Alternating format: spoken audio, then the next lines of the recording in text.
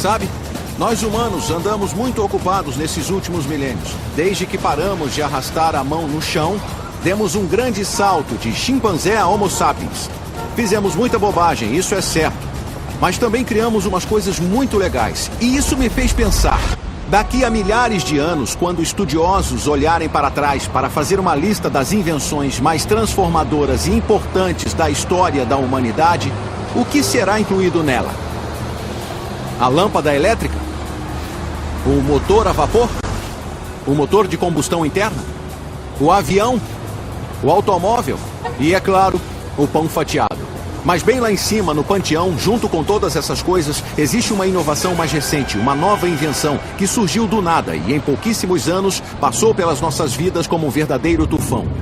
A invenção em questão, é claro, é a World Wide Web. Um universo incrível e surrealista que gerou grandes fortunas, sustentou inúmeras indústrias e mudou a maneira com que o mundo trabalha, brinca, se comunica, faz compras e até como se apaixona.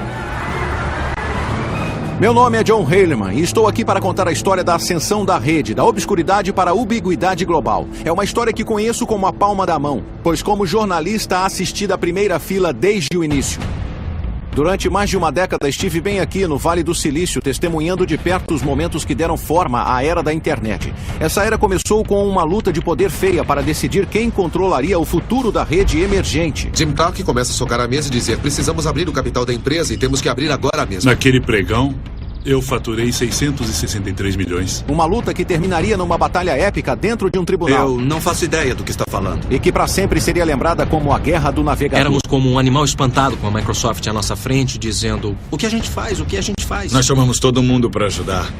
Isso não é um treino. Vão esmagar a gente, vão esmagar a gente. Nós temos que destruir essa empresa. A internet. Guerra dos navegadores.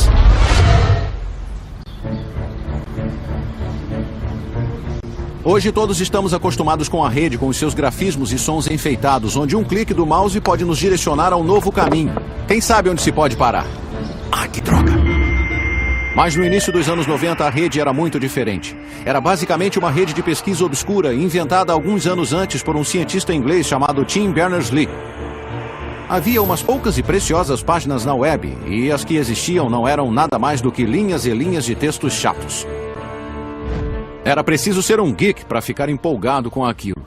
Mas um desses geeks, um estudante visionário de ciência da computação da Universidade do Illinois chamado Mark Andreessen, teve uma ideia doida. Ele imaginou um futuro onde todo mundo, inclusive gente comum como você e eu, adotassem a rede como parte da nossa vida diária. O Andreessen trabalhava num cubículo perto de mim e ele estava trabalhando num produto diferente. E aí ele ficou todo doidão com essa coisa chamada web. Naquela altura a internet era só para nerds mesmo, era só para acadêmicos, pesquisadores e cientistas, e não havia nada que pessoas comuns podiam fazer nela, mas era tão útil para quem a usava que eu achava que todos deveriam poder usá-la. Aí ele disse: cara, esse lance vai mudar o mundo, vai ser demais, é tipo uma hipermídia global. Aí eu só virei e disse: então tá. Andreessen podia ser o mais animado de todos, mas logo ele e vários de seus amigos programadores da faculdade estavam tentando deixar a web mais fácil de usar e mais intuitiva, colocando imagens, fotos e ferramentas de áudio e vídeo. O fruto de seu trabalho foi este: um software simplíssimo do tipo aponte e clique, o primeiro navegador gráfico da web, e cada vez que você surfa na internet hoje, está usando um de seus descendentes. No outono de 1993, os geeks de Illinois postaram o Mosaic Online e o transformaram em uma dádiva para a humanidade, gratuita para baixar, e que dádiva acabou se revelando. Quando fizemos o anúncio em nosso grupo de notícias, naquele momento um grupo de notícias da Usenet, e eu disse: alguém por aí quer participar do teste beta? E como eu tive 12 respostas, mandei o navegador para 12 pessoas, e a partir daí se espalhou como um vírus, de 12 para 100, para 1000, para 1 milhão. Esse foi o momento em que a internet passou da obscuridade para a ubiquidade, de um brinquedo para geeks e uma ferramenta para cientistas para uma mídia de massas de boa-fé. Um bando de garotos na casa dos 20 anos que se alimentavam de programas e hambúrgueres tinham iniciado uma revolução. Mas antes que o Mosaic tivesse a chance de se globalizar e, em paralelo, Bill Gates e a Microsoft precisava de mais um ingrediente, um monte de grana bem alto. Este prédio caríssimo foi um presente para a Universidade Stanford deste homem, um de seus ex-professores, Jim Clark. Garoto pobre do oeste do Texas, Clark era um ex-desistente do colégio que se transformou em professor de ciência da computação em Stanford e fundou a empresa Silicon Graphics, o que o tornou uma lenda no Vale. Ele gostava de carros velozes, vinhos caros e de fazer peripécias que desafiavam a morte, como pilotar um avião de acrobacias. A primeira vez que nos encontramos, ele me levou num passeio de helicóptero que quase nos matou. Mas tendo deixado a Silicon Graphics, Clark queria uma coisa nova, uma coisa grande. Quando viu o Mosaic, logo ficou convencido do que havia encontrado. Eu tinha passado muitos anos pensando na convergência de diferentes tipos de mídia com tecnologia digital. Então formou-se na minha mente a ideia de que a internet e a World Wide Web seriam uma coisa que anunciariam essa convergência. Sem perder tempo, Clark contatou Mark Andreessen, que tinha se formado no colegial e, com estilo, deixou Illinois com um emprego no Vale do Silício. Fevereiro de 94. Estou no trabalho e recebo um e-mail de Jim Clark dizendo: estou pensando em fundar uma nova empresa de software. Vamos marcar uma reunião e conversar? Então eu disse: bem, isso é interessante. Então infringi a minha regra de não acordar antes do meio-dia e tomei café da manhã com ele às 7 da manhã. Nos meses que se seguiram, Mark e Clark se tornaram inseparáveis, enquanto tramavam como transformar o Mosaic na base de uma empresa comercial. Mas isso obviamente não era uma coisa que eles podiam fazer por conta própria. Eles precisavam de uma equipe e logo embarcavam num avião rumo a Illinois, numa viagem de recrutamento que seria a centelha da era da internet. Pegamos um avião e chegamos no final da noite e encontramos todo mundo numa pizzaria. Aí nos sentamos, tomamos cerveja, comemos pizza e falamos genericamente sobre as nossas ideias. Acho que estávamos todos um pouco intimidados, para dizer a verdade, porque ele era um figurão do Vale do Silício, ele era relativamente famoso, tinha fundado uma empresa de informática bem grande. Todo mundo sabia que ele tem muita grana, que estava vindo para cá, mas ele nos ouviu. Na época eu não tinha um conceito de como ganharíamos dinheiro, mas é como muitas outras coisas. Se existem tantas pessoas usando uma coisa e ela tinha expandido para 1 milhão de usuários em um período de 9 meses, devia haver um jeito de faturar com ela. Mas esses caras não tinham ideia nenhuma. Na época, o que importava a Clark era fazer os geeks de Illinois subirem a bordo. Então ele lhes fez uma oferta muito além de seus sonhos mais loucos. E cada um de nós voltou com brilhos nos olhos, meio nas nuvens, sabe? E eu tava só no primeiro ano da universidade. E de repente recebi uma oferta de emprego em tempo integral antes mesmo de me formar, e com toda aquela grana foi tipo, nossa, que demais, por que eu ia recusar, né? Olhando para trás, pode parecer óbvio que o navegador da web mudaria o mundo. Mas embora Jim Clark possa ter sacado esse insight, a maioria das pessoas não sacou, inclusive uma que se esperaria que tivesse sacado imediatamente: Bill Gates. Gates, é claro, era o cofundador CEO da Microsoft, a mais importante e fantasticamente lucrativa empresa de alta tecnologia de todas. No decorrer de 2 décadas, a Microsoft tinha estabelecido praticamente um monopólio sobre os sistemas operacionais dos PCs e tinha usado esse monopólio para passar a controlar toda a indústria da computação.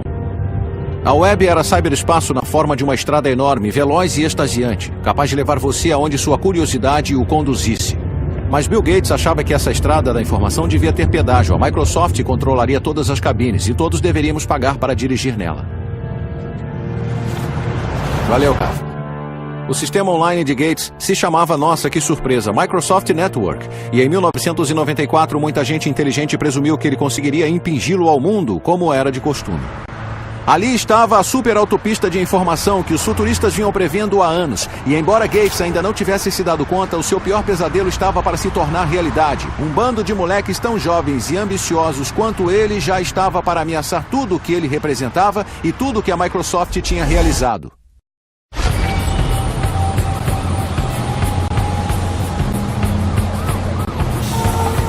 Brilhante, usuário de óculos e obcecado por computadores desde a infância, a jornada de Bill Gates para se tornar a figura mais importante da tecnologia começou em 1975, quando aos 19 anos ele largou a Harvard para fundar a Microsoft com o seu colega de ginásio Paul Allen.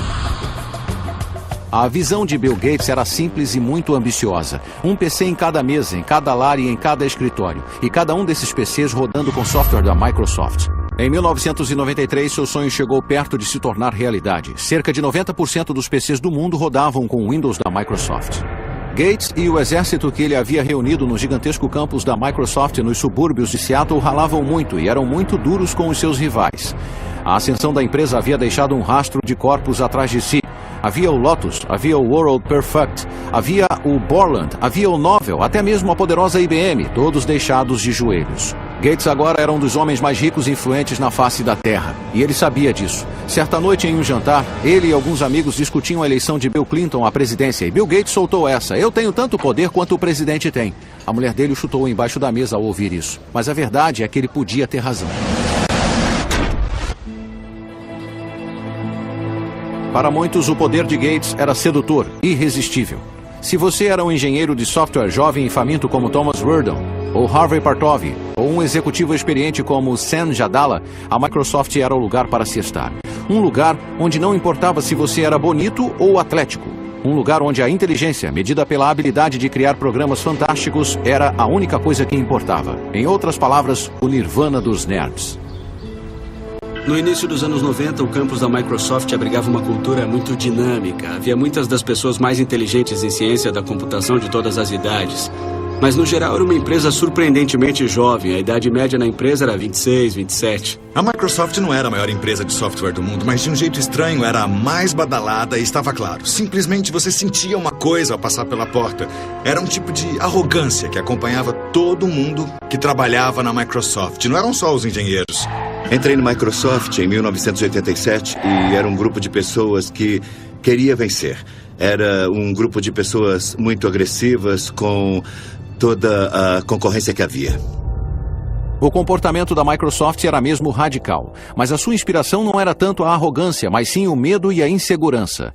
Gates sabia que a qualquer momento algum iniciante qualquer numa garagem em algum lugar poderia surgir e derrubar a Microsoft do mesmo jeito que eles fizeram com outros. E junto com seu primeiro tenente, Steve Ballmer, ele estava determinado a impedir que isso acontecesse.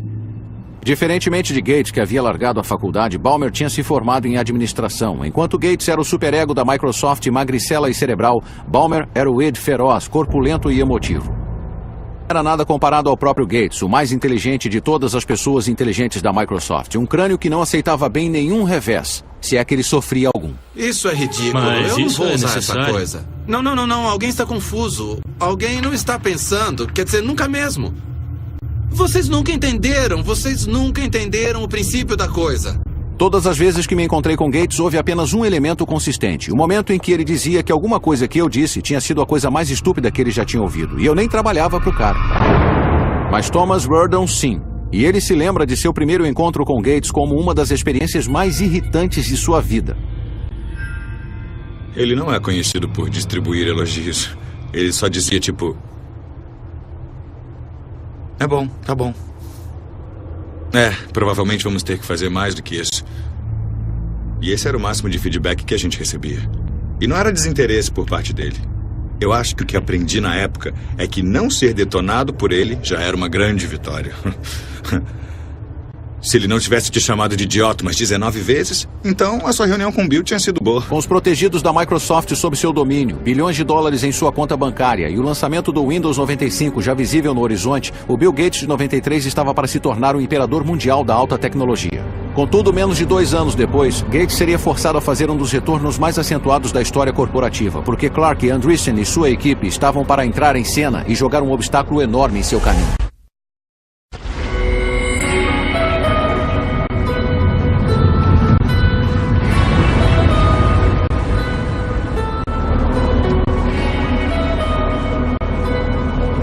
Algumas partes do mundo sempre foram ímãs para certos tipos de pessoas. Los Angeles atrai atores, Las Vegas atrai jogadores e Paris atrai artistas. Esta faixa de 50 quilômetros entre São Francisco e San José sempre foi um ímã para, digamos, aqueles com inclinação para a tecnologia. No verão de 1994, este lugar havia se tornado o lar de Jim Clark e seu jovem bando renegado de pioneiros do navegador. Nos meses seguintes, eles lançariam a empresa de software que teria o crescimento mais rápido que o mundo já havia visto, a Netscape Communications.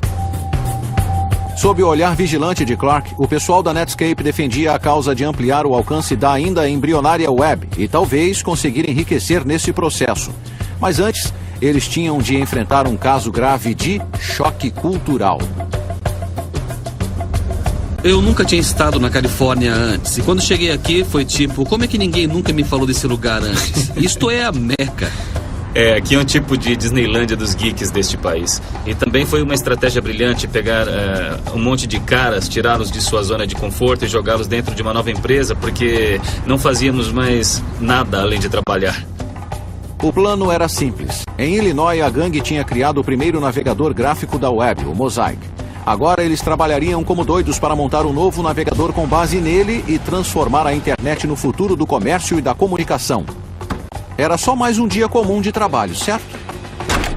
Eu acho que a missão, segundo foi comunicado a mim e ao resto do grupo, era tomar o mundo o mais rápido possível. Sabe, nada gigantesco, nada grandioso. Era só ir até lá e fazer um software tão atraente, tão legal, que você teria de ser um idiota para não querê-lo. Mas todos na Netscape sabiam que o tempo era crítico. A cada dia que passava, a web se tornava mais popular. O receio era que outra empresa mais poderosa visse o seu potencial e lançasse um navegador antes que a Netscape tivesse essa chance. Trabalhava em ciclos de 36 horas, então eu trabalhava umas 24 horas e dormia umas 12 horas. E praticamente só comia balas e tomava soda limonada. Depois que começamos, predominou um grande senso de urgência. Porque todos nós sabíamos que não seria difícil. E eles tinham razão em se preocupar porque em Seattle, apesar de Bill Gates ainda ter as suas dúvidas sobre a web, alguns funcionários já sabiam da Netscape. Thomas Verdon, em certo momento, contatou a jovem empresa para farejar informações e descobriu que, apesar de seus temores, a Netscape em público emitia outra vibração, a de suprema arrogância. Sabíamos da existência deles à distância, então eu telefonei, falei com o executivo de lá e, basicamente, o cara me mandou plantar batata. E eu pensei, nossa, os outros para quem eu ligava reagiam tipo, a Microsoft tá ligando. A Netscape, 15 minutos depois, me mandou, não estamos interessados. E não se limitou a isso não, porque depois veio um nem pense em ligar de novo. E quando você trabalha na Microsoft, você acaba ficando acostumado a ser o senhor da indústria e todo mundo acaba venerando você em algum momento. E nada. Ficou claro que culturalmente a Netscape já percebia a Microsoft como aqueles a combater. No dia 13 de outubro de 1994, após meses de programação febril, o novo navegador da web da Netscape, o Navigator, finalmente chegou às ruas. A partir desse momento, o conflito era inevitável e a Netscape no papel de Davi e a Microsoft como o pujante Golias. Você pode não achar que Davi teria muita chance nessa luta, mas desde que foi lançado o Navigator, o navegador da Netscape fez sucesso instantâneo. Na noite do lançamento, ocupamos uma das salas de conferência, montamos um computador para acompanhar os downloads e criamos um efeito sonoro, um tiro de canhão, cada vez que alguém baixasse o software. E depois de um tempo parecia uma guerra, porque não paravam, os tiros de canhão eram contínuos. Em pouco tempo, a web se espalharia como fogo de palha por todo o globo. A era da internet havia começado e não tinha nada a ver com a Microsoft. Não se tinha visto nada parecido na história do software. Em 30 dias... 90% das pessoas que estavam na web mudaram do Mosaic para o Navigator. E isso não acontece nessa área. Nunca, nunca, nunca. Num dado momento, a Netscape teve 1 milhão de downloads. E então nós pensamos, o que é que está havendo? 1 milhão de downloads? Esse é um número considerável, mas a verdade é que as preocupações da Microsoft com a Netscape não se limitavam a um mero navegador. E entender o motivo requer só um pouquinho de conhecimento técnico. No ramo da informática, as empresas que têm o maior poder controlam o que é conhecido como plataforma de software. É o software sobre o qual os outros programas rodam. Com seu quase total monopólio com o sistema operacional Windows, a Microsoft controlava essa plataforma. E sobre ela aconteceu toda a ascensão e queda no ramo da informática. Durante muitos anos era impossível imaginar que qualquer um pudesse desafiar a sua supremacia. Mas então os muitos rivais de Bill Gates no Vale do Silício começaram a imaginar um futuro diferente, no qual o navegador poderia ser uma plataforma alternativa, onde você poderia satisfazer todas as suas necessidades online, e assim nivelando a concorrência na indústria e transformando o Windows, o software mais rentável na história do homem, totalmente irrelevante. De repente nos demos conta disso. Uau, a blindagem tem um ponto fraco. Existe um jeito de alguém derrotar a hegemonia do Windows. E existem outros programas que podem se popularizar e, de repente, nós podemos perder a nossa posição de liderança. O sucesso repentino da Netscape não passou despercebido para a Microsoft. De repente, Bill Gates entendeu não só a importância da web, como também a escala de sua própria estratégia e a necessidade de ratificá-la. Imediatamente. Certa vez, tarde da noite, Gates sentou-se ao seu computador e redigiu um memorando de convocação intitulado A Onda de Maré da Internet. Ele declarou que a web era o desenvolvimento mais importante na computação desde o PC e ele se referiu à Netscape como uma nova concorrente nascida na internet, uma concorrente da Microsoft que deveria ser equiparada e derrotada. E isso significava destruí-la. E houve uma guinada na rota. Todo mundo agora mesmo. Não na semana que vem, nem no mês que vem, mas a partir de amanhã. Deem um jeito de fazer mudanças. Bom, a mensagem de Bill para a empresa era: vamos procurar muitos jeitos novos de travarmos essa nova batalha. Dá para dizer que esse foi o início da Guerra do Navegador.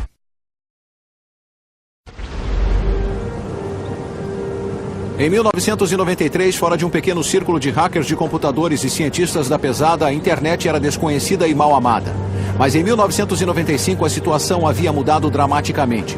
Agora, graças à magia e energia de um bando de engenheiros aqui no Vale do Silício, a internet estava se tornando um fenômeno em grande escala, uma tecnologia comparável em importância à televisão e à imprensa. E na liderança desse ataque estava a Netscape, com seu navegador que estava se tornando o portal de entrada da web para milhões de pessoas. A empresa tinha acabado de contratar um respeitável CEO e os lucros estavam entrando. O futuro parecia tudo cor-de-rosa, ou não? Este homem com certeza não concordava. Ele se chama Gary Rebeck, um conhecido advogado antitruste do Vale do Silício que no verão de 1995 estava se preparando para a batalha de sua vida. Como muitos outros no Vale, ele sabia que Bill Gates queria a internet e, mais do que a maioria, ele sabia, graças a uma carreira de conflitos com a Microsoft em defesa de seus clientes do Vale, que quando Gates defendia seus negócios, uma coisa era certa: havia sangue. E Rebeck tinha sido contratado pela Netscape e na hora ele viu que a jovem empresa havia subestimado e muito a ameaça que enfrentava.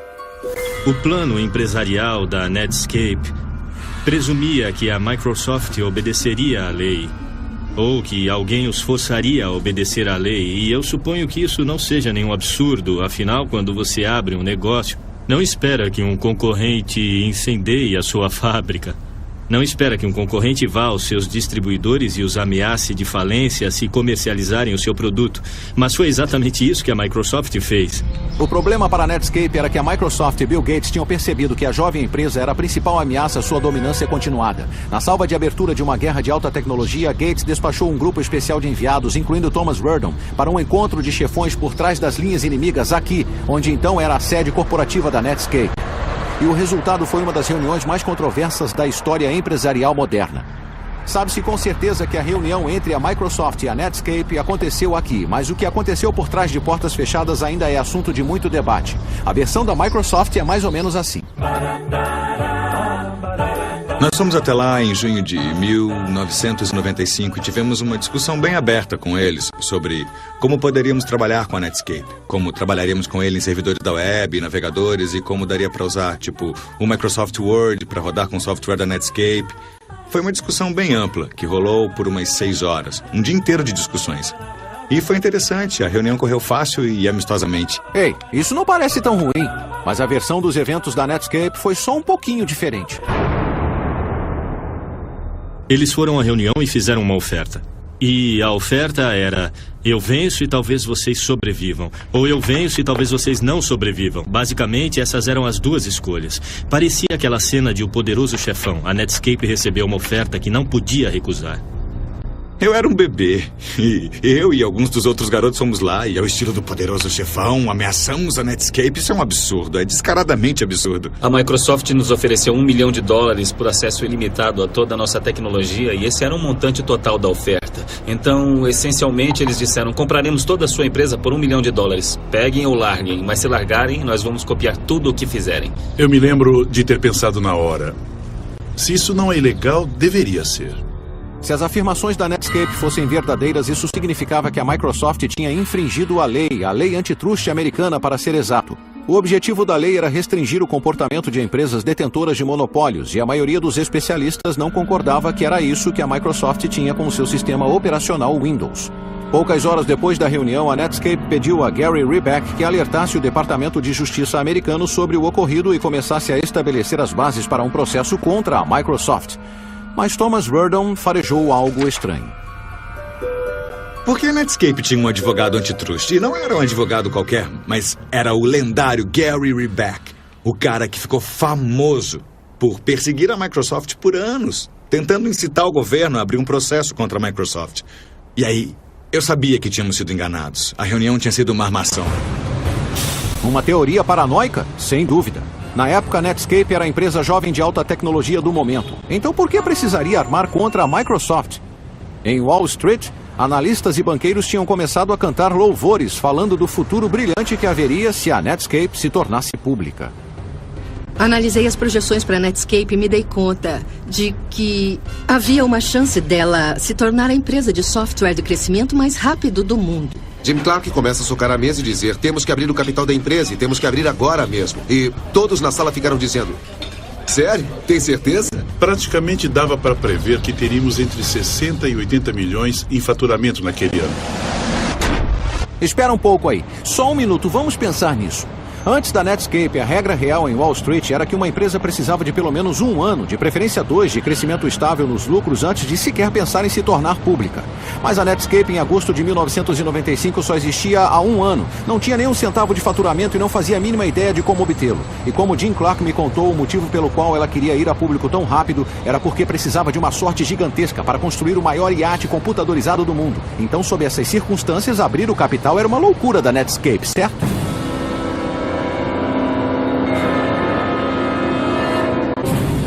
Errado. Em seu primeiro dia na bolsa, as ações da Netscape subiram como um foguete, provocando um crescimento na internet que ressoaria pelo resto da década.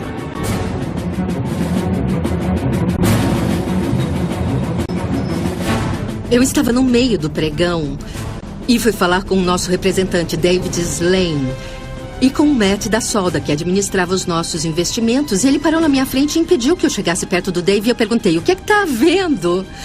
E ele disse: estamos com um volume enorme de negociação de ações e o Dave precisa se concentrar ao máximo. E começamos a ver a maior negociação inaugural de ações e a maior valorização de todas. E a gente pensou: puxa, as pessoas gostam mesmo da gente. A internet passou do nada à maior história a chegar à mídia e à consciência do consumidor em toda a história. E então, naquele momento, a atenção que nós recebemos caiu fora da escala. Eu tinha investido 5 milhões na empresa. E no final daquele dia, naquele pregão, eu faturei 663 milhões. O suficiente para Clark comprar o seu iate. E para a Netscape se tornar uma empresa pública com ações que valiam $120 e uma empresa com um valor de mercado de mais de 2 bilhões. Os engenheiros da Netscape, jovens na casa dos 20, agora eram nerds famosos e podres de ricos. E é claro que isso lhes subiu a cabeça. E no alto de suas viagens eles começaram a pensar que eram invencíveis. Eles até tratavam os seus aliados com arrogante indiferença. E os seus inimigos? Havia um em especial. Eles violaram uma das regras mais sagradas do Vale do Silício. Não faça sombra no gigante. Nos dias em que ninguém mandaria a Microsoft se catar, lá ia Marc Andreessen à imprensa, repetidamente desdenhando a empresa. Marc Andreessen deixou muito claro em muitas ocasiões que ele não achava a Microsoft grande coisa, não achava que o software da Microsoft era de qualidade e achava que o Windows estava morto. O Windows será um conjunto de drivers de dispositivos mal depurados. Essa é uma das suas declarações mais notáveis. Um conjunto de drivers de dispositivos mal depurados? O que isso quer dizer? Para as pessoas que falam a nossa língua como você e eu, não parece tão ruim. Mas se você é engenheiro, o tipo de pessoa que fala geek, o comentário de Marc Andreessen foi o equivalente a xingar a mãe de Bill Gates. E foi o que bastou para Gates, que lançou a Microsoft numa guerra contra a Netscape. Para os criadores do Windows, que estão entre alguns dos melhores programadores do mundo, ter o seu bebê chamado de um conjunto de drivers de dispositivos mal depurados era enfurecedor. E isso era um insulto. E isso foi a sua motivação. Eu coloquei fotos dos maiores executivos da Netscape e algumas de suas declarações nas paredes dos nossos corredores para motivar o pessoal e mostrar que era contra aqueles que estávamos lutando. E aí começaram a publicar artigos onde se lia Netscape, a nova Microsoft? E nós dizíamos: não, nós somos a Microsoft, nós somos a nova Microsoft. Com seus engenheiros doidos para brigar e com as emoções à flor da pele, em 7 de dezembro de 1995, Gates contou ao mundo que o seu alvo era a Netscape. A Microsoft pretendia levar a empresa iniciante de Clark e Andreessen para a cova com o seu próprio navegador, o Internet Explorer. A Microsoft rapidamente marcou uma reunião de analistas e imprensa em Seattle. E eles fizeram isso de propósito no dia do aniversário do ataque a Pearl Harbor. Foi chamado de Dia de Pearl Harbor e a ideia era que atacariam a Netscape com tudo o que eles podiam. Todos na Microsoft, todos os grupos, todos os produtos estavam alinhados e concentrados na luta contra a Netscape. E poderíamos dizer que estávamos concentrados na internet, mas era contra a Netscape. E era isso, era só o que importava. Chamamos todos para ajudar. Isso não é um treino. Temos que destruir essa empresa. O tráfego na autoestrada da informação aumentava rapidamente e Gates acabou largando mão. Despejou milhões de dólares na web e transformou o Internet Explorer numa causa essencial na Microsoft. O gigante adormecido acordou, foi isso que ele disse. E agora a Netscape estava para encarar um mundo de problemas. Então talvez, apenas talvez, tenha sido um erro fazer sombra no gigante e irritá-lo. Talvez Andreessen devesse ter sido só um pouquinho menos confrontador. Se quiser falar sobre isso com outras pessoas, por mim tudo bem. Mas eu acho que eu vou passar. O Andreessen ter anunciado que o Windows seria irrelevante, eu acho que não foi uma boa ideia.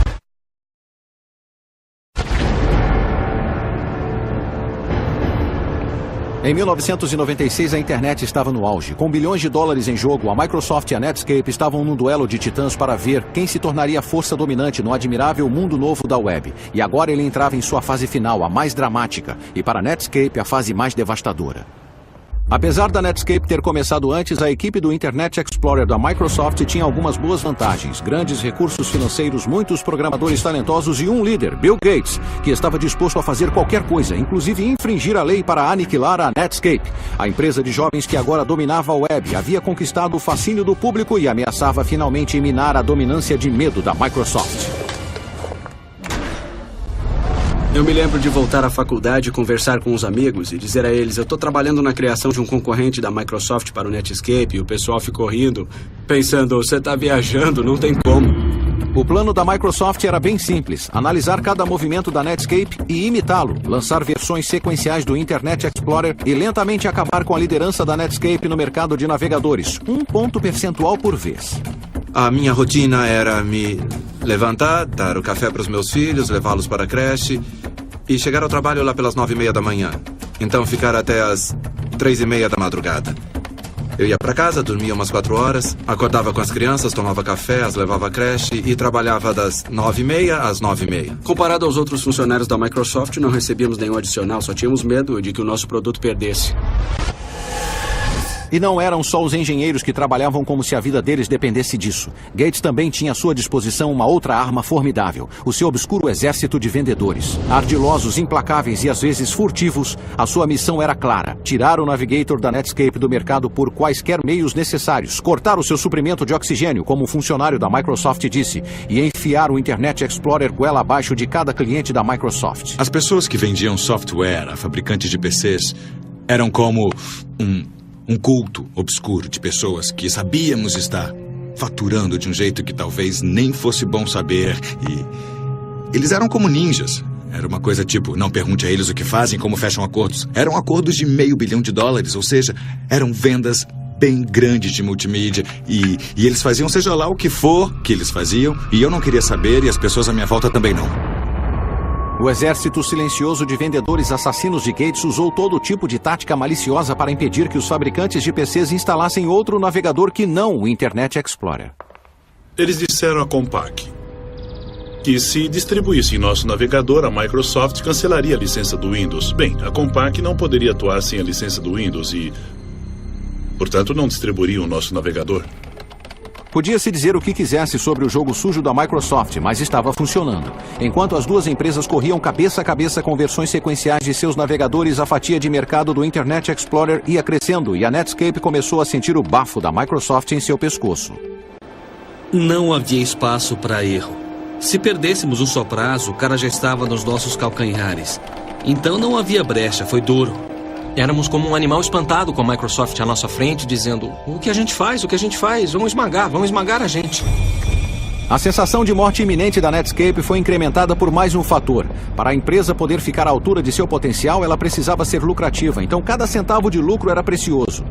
Mas a Microsoft tinha bilhões de dólares no banco, e isso lhe permitiu fazer uma coisa extraordinária. Em vez de cobrar por seu navegador da web como a Netscape precisava, a Microsoft podia dar o Internet Explorer de graça, no pacote integrado do sistema operacional Windows. Com o IE4, acabou. Não era mais: vamos vencer com o Explorer 4. Nós já tínhamos mais de 80% dos usuários, ou seja, todo mundo. Em setembro de 97, a Guerra dos Navegadores terminou. A Microsoft saiu triunfante. A Netscape estava recuando, com os negócios por um fio, e sua sobrevivência era questionada. Para marcar o lançamento do Internet Explorer 4, Bill Gates decidiu dar uma festa para os guerreiros do software que criaram seu novo navegador. Mas em vez de fazê-la aqui, em Seattle, ele decidiu que seria muito mais delicioso aqui, em São Francisco, no coração do território da Netscape. Durante a celebração que se seguiu, Thomas Werdon e seus colegas bêbados notaram um E, o símbolo do Internet Explorer de quase 3 metros no saguão da festa, e foram tomados por uma ideia demoníaca, mesmo que inebriada. Decidimos içar aquele E enorme, pesando centenas de quilos num caminhão, e nós não conseguimos prendê-lo de jeito nenhum. Depois de prender o E gigantesco na caçamba do caminhão, os funcionários bêbados da Microsoft pagaram um motorista para levá-los até o Vale do Silício. E eles o jogaram aqui, na fonte da Netscape, e então voltaram para o hotel. Uma brincadeira infantil? Com certeza, mas também muito significativa. Daquele momento em diante, a Netscape só declinaria. Um ano mais tarde, a sua fatia de mercado, agora na casa de um único dígito e caindo, a empresa que anunciou a era da internet foi comprada por uma empresa muito maior, mas muito mais careta, a AOL. Nós tínhamos a sensação de fazer uma coisa que duraria, e aí sermos incorporados pela AOL foi uma sensação bem ruim. Acabou, já era, não vai durar. E isso foi bem difícil. Jim Clark também ficou chateado com a morte da Netscape, mas ele tinha alguns milhões jeitos de se consolar. Eu havia investido 5 milhões na empresa e faturei quase 2 bilhões. Isso foi um pouco além do que eu precisava. Um pouco além. Todos os engenheiros originais do Netscape também ganharam os seus milhões, mas no fim eles só podiam pensar no que poderia ter sido. Sabe, nós não éramos nada. Éramos muito melhores que isso. Éramos muito melhores. Nós seríamos perdedores benevolentes. Não, nós teríamos sido maus. Eu sei disso agora, quer dizer... nunca tivemos a chance de ser realmente maus. Jim Clark e a sua gangue de programadores podiam ter sido derrotados, mas pelo menos para eles a guerra havia terminado. Contudo, para a Microsoft e para Bill Gates era o oposto. Eles estavam para enfrentar um inimigo muito maior e mais implacável do que a Netscape, e era um inimigo diferente que qualquer outro que Gates já havia enfrentado. Ele não estava sediado no Vale do Silício e mal sabia a diferença entre software e linguiça, mas ele ameaçaria partir a Microsoft em dois. O inimigo era o governo norte-americano, que passara a acreditar que Gates não era um herói, mas um terrorista de alta tecnologia. O ano é 1998 e o Departamento de Justiça dos Estados Unidos, incentivado pelos inimigos da Microsoft no Vale do Silício e em particular pela Netscape e seu advogado Rottweiler Gary Reback, abriu um histórico processo antitruste contra a empresa de Bill Gates. O governo acusou a Microsoft de usar o monopólio do Windows para executar uma série de práticas empresariais predatórias e excludentes para evitar que consumidores acessem os produtos da Netscape e assim enterrar a empresa iniciante e pioneira. Agora, com o futuro da Microsoft na balança, o homem que havia dito ser tão poderoso quanto o presidente viu a sua empresa ser arrastada para os tribunais, acusada de ser uma canalha que infringia a lei, e ele foi forçado a aguentar uma maratona de depoimentos filmados em vídeo. Eles haviam feito perguntas a ele e filmado as suas respostas, antes do julgamento. E eu acho que isso era algo novo para Bill Gates, ter alguém lhe fazendo perguntas duras que ele não podia se recusar a responder. O senhor digitou aqui, importância grande. Não. Não? Não, eu não digitei isso. Quem digitou grande? Um computador. Aqui estava o homem mais rico do mundo como o público nunca havia visto antes. Petulante e passivo-agressivo. Ofuscante e obscurantista como um sofista. Um pedante, um amnésico, um bebê. Eu nunca vi um selo como esse. Eu nunca usei um selo como esse. Nunca viu selos como esse em cada um dos documentos que lhes foram mostrados durante este depoimento? Poderia me trazer as provas? Isso é perda de tempo. É uma perda de tempo. Eu não faço ideia do que estão falando quando dizem pedir. Então, nessas fitas, deu para ver que ele não dizia bem a verdade. No tribunal, o governo mostrou Gates na tela, negando qualquer conhecimento sobre a infame reunião de junho de 1995 com a Netscape, inclusive dizendo que, na época, eu não sabia o que a Netscape estava fazendo. Mas quando mostraram ao tribunal um e-mail enviado por Gates e alguns funcionários de alto escalão da Microsoft algumas semanas antes da reunião, delineando a sua estratégia para lidar com a Netscape, Gates declarou que havia um acordo poderoso a fazer com a Netscape e que talvez a Microsoft devesse comprar uma parte da empresa ou coisa assim, dizendo que ele realmente queria ver isso acontecer. Tivemos pessoas que forçaram a barra e fizeram acordos que, em retrospecto, não deveriam ter sido feitos. Eu diria que sim, acho que fizemos. E isso dificultou muito para a nossa concorrência, porque nós aproveitamos da nossa posição e, claramente, infelizmente, foi isso que se tornou a nuvem escura sobre a Microsoft. Ter um processo anticompetitivo aberto contra nós significava que o que estávamos tentando fazer era pior para os consumidores, mas em meu trabalho diário eu sempre quis fazer um produto melhor, para que as pessoas que eu conhecia, minha mãe, o meu irmão, os meus amigos, usassem o meu produto porque ele era melhor. Em junho de 2000, o juiz federal encarregado do caso da Microsoft deu o seu veredito final. Culpada, culpada, culpada. E ele recomendou que a empresa fosse dividida, fazendo com que o seu valor na bolsa caísse 30 bilhões de dólares da noite para o dia. O veredito fez com que a equipe do Internet Explorer caísse das alturas para o chão. Mas foi mais duro ainda para o próprio Gates. O julgamento havia pesado muito para o chefe da Microsoft. Ele ficou desgastado, derrotado e fisicamente doente. A certa altura, alguns membros do conselho da Microsoft me disseram que Gates até foi às lágrimas na reunião do conselho da empresa. Contudo, finalmente, uma corte federal de apelação, embora concordasse que a Microsoft tivesse infringido a lei sistematicamente, decidiu que o veredito foi duro demais e rescindiu a ordem para dividir a empresa. Para muitas pessoas, pareceu que a Microsoft tinha se safado com assassinato de novo. Mas agora, alguns anos depois, aqui em Stanford, diante do prédio da ciência da computação Gates, ironicamente pertinho do edifício pago por Jim Clark, a história não parece tão simples. Após a conclusão do julgamento, Gates passou a sua posição de CEO da Microsoft para seu braço direito, Steve Ballmer, e logo começou a concentrar cada vez mais tempo e esforços aos seus interesses filantrópicos, geridos da Gates Foundation. O que ficou claro é que, tal qual J.D. Rockefeller, o barão da borracha de uma era anterior, Gates poderia acabar mudando o mundo com seu trabalho beneficente, tanto quanto o fez com a Microsoft. E está igualmente claro que a Microsoft não é mais a força que já foi. O jeitão e a bravata de cowboy que definiu a empresa em sua época de ouro já era. Embora a Microsoft tenha vencido a guerra do navegador, a revolução causada pela Netscape deu luz a uma nova geração de iniciantes, empresas como a Google, que fizeram a Microsoft parecer velha, perdida e lenta, assim como a Microsoft e Gates haviam feito com a IBM 2 décadas atrás. Então uma lição eterna do mundo da alta tecnologia foi comprovada de novo, que até mesmo os impérios mais poderosos podem desaparecer em um clique.